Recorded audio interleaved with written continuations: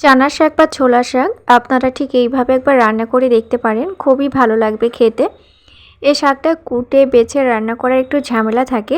তো প্রথমে শাকটা যে শক্ত কাণ্ডগুলো আছে সেগুলো ফেলে দিতে হবে। এই কাণ্ডটা খাওয়া যাবে না, এটা খুবই শক্ত। রান্না করার পরেও এটা গোটাই থাকে। তো আমরা যে নরম অংশটা আছে সেটাই নিয়ে নেব, সাথে পাতাগুলো নিয়ে নেব। তো এই শাকটাকে প্রথমে বেছে তারপরে ধুয়ে নিতে হবে, শেষে আমরা কাটবো। এই শাকটি কাটার পরে ধোয়া যাবে না, এই শাকটিকে একটু মিহি করে কেটে নিতে হয়। তো কাটার জন্য এখানে আমি একটি বটি নিয়েছি।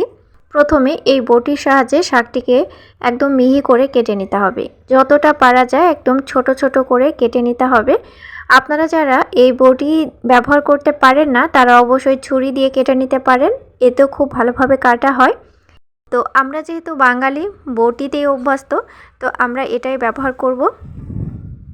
আমার ভিডিওটি আপনারা যারা দেখছেন এখনও আমার চ্যানেলটি সাবস্ক্রাইব করেননি তাদের উদ্দেশ্যে একটি রিকোয়েস্ট, অবশ্যই চ্যানেলটি সাবস্ক্রাইব করে দিয়ে পাশের বেল আইকনটি প্রেস করে রাখবেন।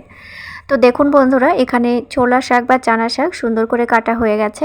এবার আমি একটি পাত্রে উঠিয়ে নিচ্ছি। আর এখানে ছোলা শাক আছে প্রায় 250 গ্রামের মতো, 250 গ্রাম থেকে 300 গ্রামের মতো ছোলা শাক আছে। তো এখানে ছোলা শাকটা আমি কেটে বেছে ধুয়ে রেডি করে নিয়েছি, আর সাথে এখানে ছোলার ডাল নিয়েছি। ছোলার ডালটিকে আমি আধা ঘন্টার জন্য ভিজিয়ে রেখেছিলাম নর্মাল পানিতে। দেখুন, তো এখানে ছোলার ডালের সাথে এই শাকটি আমি রান্না করব।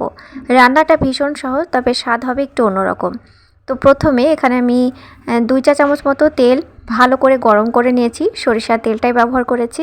আর এখানে দিচ্ছি একটি কুচি করা পেঁয়াজ আর কাঁচা লঙ্কা আর সামান্য একটু রসুন। তো এখানে 3 থেকে 4টে রসুনের কোয়া নিয়েছি, খুব বেশি মশলা এখানে লাগবে না। ঝালটা অবশ্যই আপনারা স্বাদ মতো দিয়ে দেবেন, শাকের ঝাল হলে খেতে একটু বেশি ভালো লাগে। তো এবার যে কুটে রাখা ছোলার শাকটা ছিল সেটা আমি দিয়ে দেব। শাকটা দেওয়ার পরে অনবরত নাড়াচাড়া করব, এই শাকটি অনেকটা কমে আসবে আর শাক থেকে জল বেরিয়ে আসবে। দেখুন, তো শাকটাকে ঠিক এইভাবে নাড়াচাড়া করে এই শাকটিকে আমি ঢাকা দিয়ে রেখে দেব।